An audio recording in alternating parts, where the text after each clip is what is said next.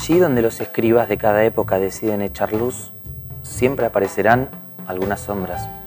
Y es en esos pliegues de la historia donde, revisando diligentemente el archivo, podemos recuperar el cálido aliento de la memoria colectiva.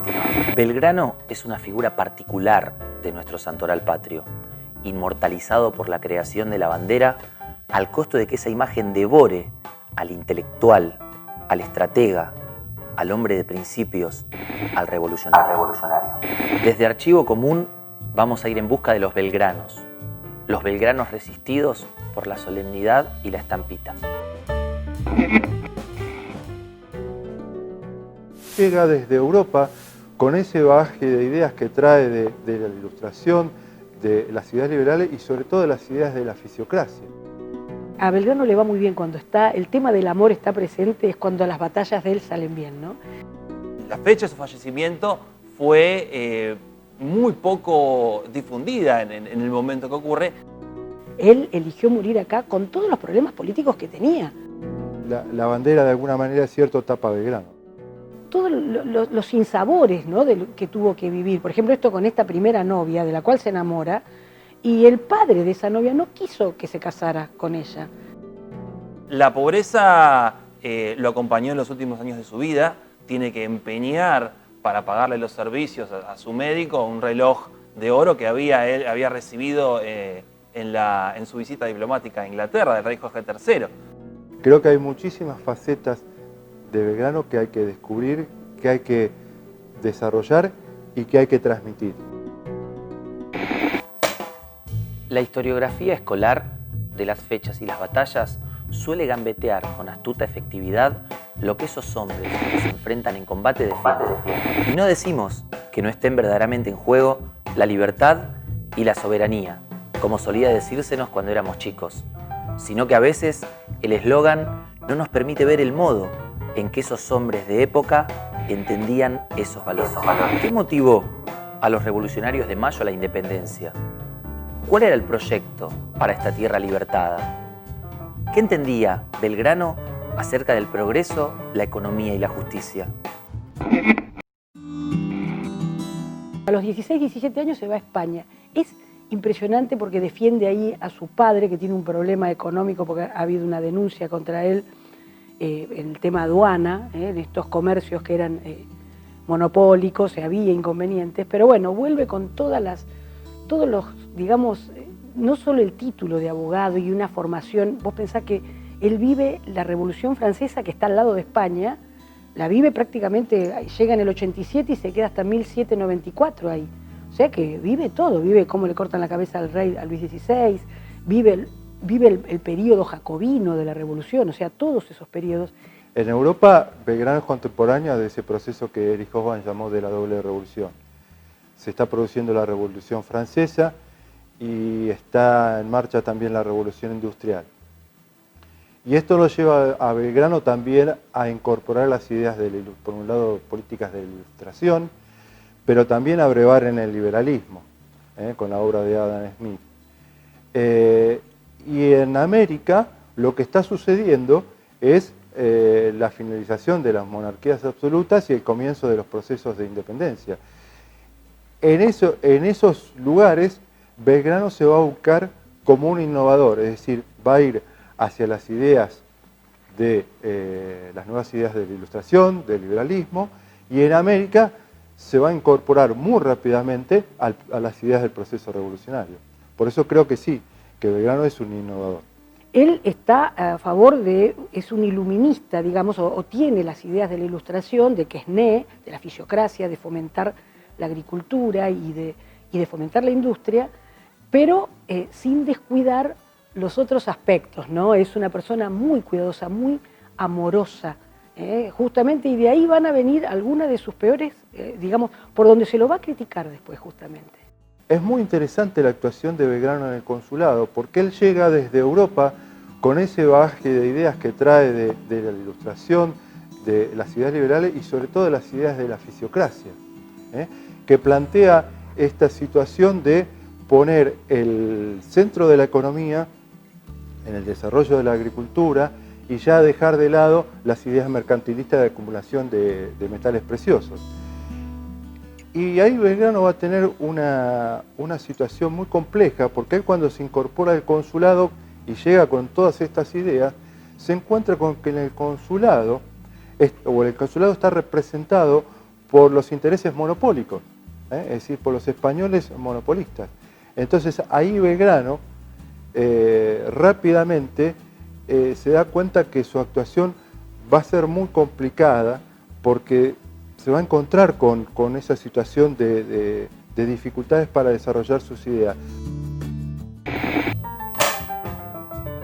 Cada contexto resalta aspectos de una figura histórica y escatima otros en sintonía con los proyectos políticos que en ese momento se desarrollen. Más allá del rigor pretendido por los historiadores, la historia siempre es una operación que mira el pasado para darle sentido al presente con una proyección de futuro. Pensemos que la figura de Belgrano a nivel historiográfico tiene como diferentes etapas, ¿no?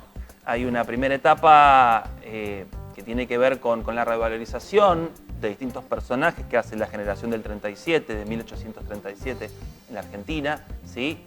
Un poquito revalorizar a los patriotas de Mayo, también como para ir en contra de los personajes políticos de ese momento, particularmente de Juan Manuel de Rosas.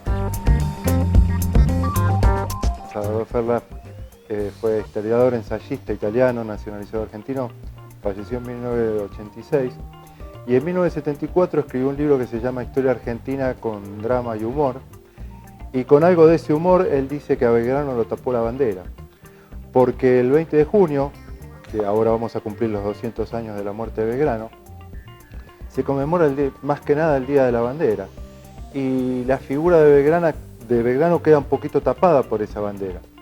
Y yo creo que siguiendo esta línea de Ferla, también la educación, la enseñanza ha tenido que ver con eso, porque por un montón de situaciones ha privilegiado algunos aspectos de la vida de Belgrano, y sobre todo la faceta militar, y después de otros aspectos conocemos, bueno, que fue secretario perpetuo del consulado, que murió en la pobreza, pero no mucho más, y se ha privilegiado siempre lo militar. De modo que creo que la bandera de alguna manera es cierto tapa a Belgrano, ¿verdad?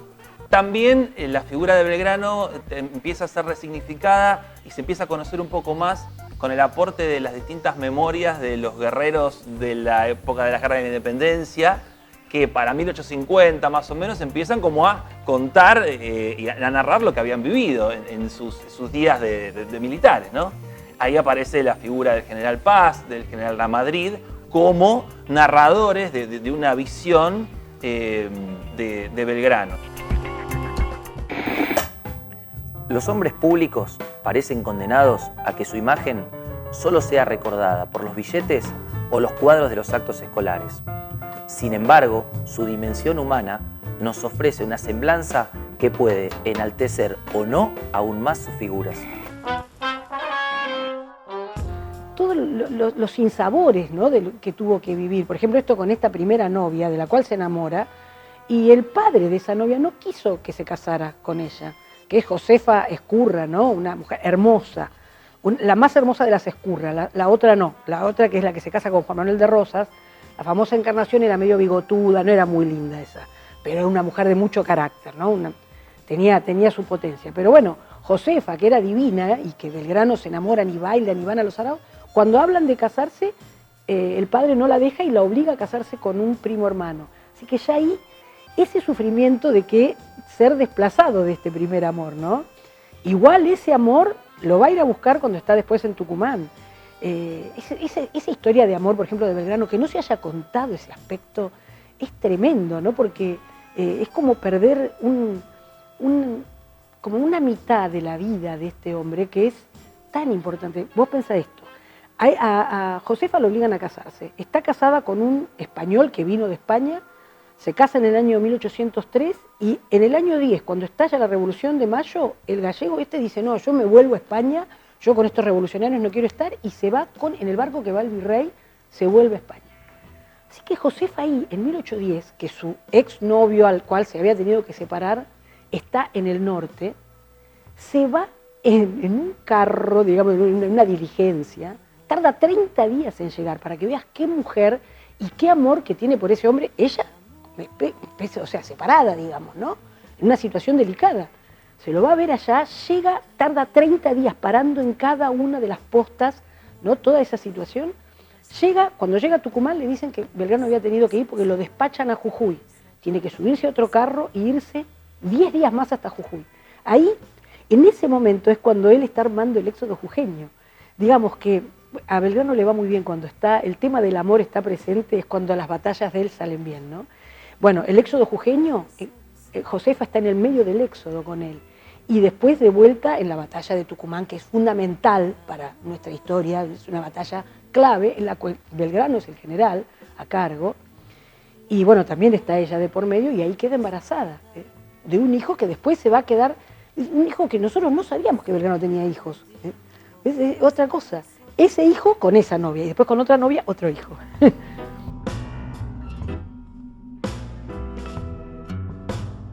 Nació en una familia italiana, de origen italiano, su padre Domingo Belgrano, y lleno de hermanos, o sea, él no era ni el primer hijo varón ni nada, 16 hermanos llegó a tener, murieron algunos como en ese momento pasaba, pero ya como hermano fue algo excepcional. La madre, cuando lo mandan a estudiar a Europa, a España, a Valladolid y a Salamanca, sufre porque se va a su hijo, ¿no?, que se llamaba José Joaquín del Corazón de Jesús, semejante chorrera de nombres que te muestra también la vocación muy católica de la familia y una familia rica, muy rica, poderosa en ese momento, que tenía una casa en donde hoy está la avenida Belgrano y bueno, y donde él, digamos, tuvo una infancia muy feliz. Belgrano fue muy feliz en Buenos Aires. El Negro Dolina dice: la muerte y el olvido nos esperan siempre al final del camino. Y ya que esto es inevitable, tratemos que si el olvido nos devora, por lo menos eso sea injusto. Los revolucionarios de Mayo comparten, casi todos, el final del héroe trágico. ¿Qué sucedió en el caso de Belgrano? ¿Cómo ha sido la recuperación de su imagen como prócer histórico? Parecería ser, Sebastián, que con Belgrano pasa como con muchos otros grandes hombres de nuestra historia, ¿no? La muerte en la pobreza, en el olvido o en el exilio, que no es el caso de Belgrano. La pobreza lo acompañó en los últimos años de su vida. De hecho, si nosotros tomamos testimonios como por ejemplo los de su amigo José Celedonio Balbín, que cuenta y que narra de una manera muy amena los últimos años de vida de Belgrano, nos vamos a dar cuenta de la situación extrema a la que había llegado. Por ejemplo, tiene que empeñar para pagarle los servicios a su médico un reloj de oro que él había recibido en su visita diplomática a Inglaterra del rey Jorge III. O sea, pensando en eso nos damos cuenta de que es una persona que ha llegado a una pobreza extrema, ¿sí? Y lamentablemente la fecha de su fallecimiento fue muy poco difundida en el momento que ocurre. En ese momento Buenos Aires se encontraba bastante convulsionada, es cierto, el famoso año de la anarquía del año 20, y justamente el día 20 de junio de 1820 es el famoso día de los tres gobernadores. Se dice que ese día rivalizaron en el poder Soler, Ramos Mejía y el Cabildo. O sea, había una situación de desgobierno muy grande. De hecho, pasó tan desapercibida la muerte de Belgrano que si uno toma como cronista de esa historia a Juan Manuel Beruti y a sus memorias curiosas, Beruti lo que hacía era consignar por año acontecimientos importantes. Y de hecho, la muerte de Belgrano aparece a fines de 1820 como algo que a él se le pasó y que había ocurrido a mediados de ese año, ¿no? Hace como una adenda, como una especie de anexo, y ahí lo que pone es, bueno, también quiero aclarar que ha fallecido este personaje tan importante para nosotros que es Manuel Belgrano. Él eligió morir acá con todos los problemas políticos que tenía.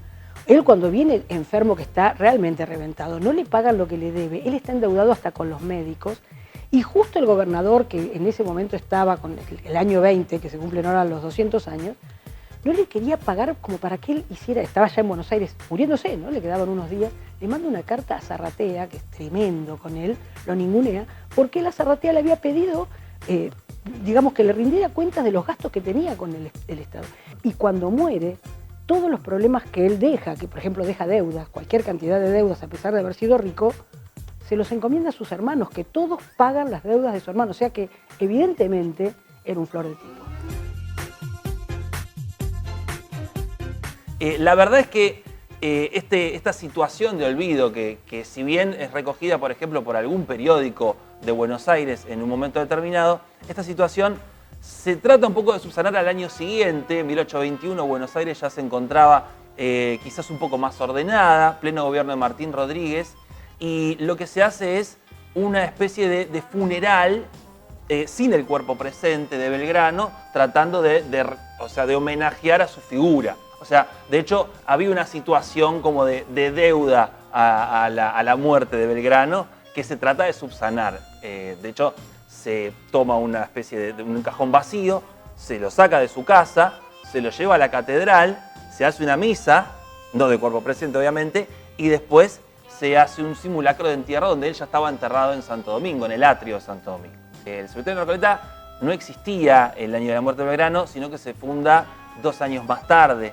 Ahora bien, podría haber sido enterrado posteriormente en Recoleta, pero por voluntad testamentaria, Belgrano hace su testamento el 25 de mayo de 1820 y él pide ser enterrado en la iglesia de Santo Domingo, en realidad la iglesia de Nuestra Señora del Rosario, el convento de Santo Domingo, con el hábito dominico como es enterrado. La verdad que fue un funeral y un entierro muy pobres, de hecho, con el cajón más barato que había en ese momento para poder enterrarlo, y la lápida era el mármol de la lápida era de la cómoda del hermano, de la cama del hermano. Durante todo el siglo XIX hay una revalorización de la figura de Belgrano, y en 1895 un grupo de estudiantes del Colegio Nacional de Buenos Aires hacen una especie como de reclamo, dicen la verdad que no puede ser de que una figura como Manuel Belgrano esté enterrada de una manera tan simple, tan humilde, ¿sí? Lo que igualmente contradeciría el espíritu republicano y humilde de Belgrano también. No creo que él haya estado muy en desacuerdo con la tumba que tenía. Pero eso es a partir de ese reclamo se hace una comisión de construcción de un mausoleo para guardar los restos de Belgrano, ¿sí? Ese mausoleo se termina inaugurando en 1903. La icónica figura del padre de la bandera reduce al prócer a una imagen idealizada. Sin embargo, ¿qué define a ese hombre fundacional? ¿Qué representa Manuel Belgrano para nosotros hoy? No, el tema de la igualdad, porque esa igualdad está con la mujer. Hoy en día parece, es como que Belgrano realmente fue políticamente incorrecto. Haber pensado que el rey tuviera que ser un inca. O sea, que vos fijate eso, o sea, fue realmente, se le escapó unas ideas originales tremendamente impactantes.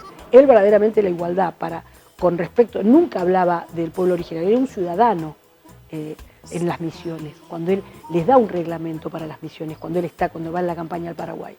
Belgrano es un modelo de ciudadano que a partir de una gran responsabilidad que surge en una coyuntura, decide ponerse al frente de una situación para llevar adelante esa situación y para poder lograr algún objetivo. En ese sentido, me parece un modelo inspirador, por más de que uno pueda llegar a pensar en cierta falta de formación, por ejemplo, en su aspecto militar. No cabe duda de que en ese momento era uno de los pocos hombres que podían llevar adelante una idea revolucionaria como la que se llevó en esa primera década de 1810 a 1820. Cuando tuvo que fusilar, es algo de lo cual tampoco se habla mucho, a los desertores Belgrano los fusiló. Por ejemplo, fusila a Borges, un ancestro de Jorge Luis Borges, que estaba con Lugones. A Lugones lo perdona porque Lugones se escapa, tenían 16 años igual, ¿no? Eran muy jovencitos.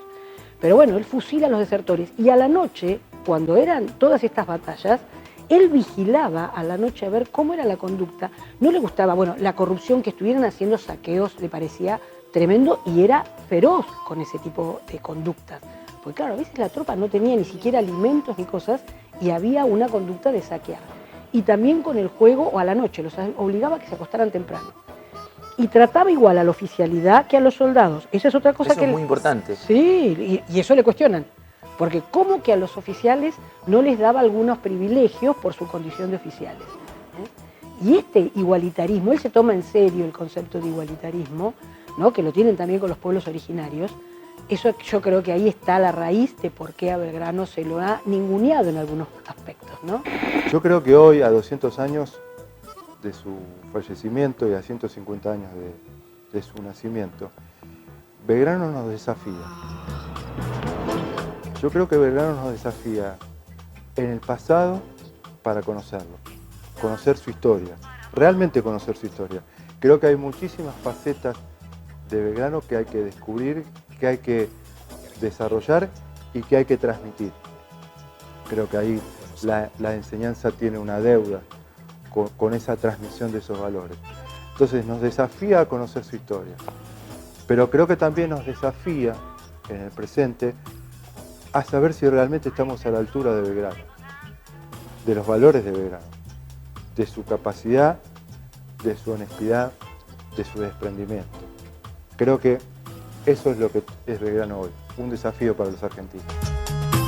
El archivo histórico nos permite contrastar ideas, imaginarios, generar nuevas preguntas. Nuestra invitación es a continuar respondiéndolas juntos. En Archivo Común. En Archivo Común.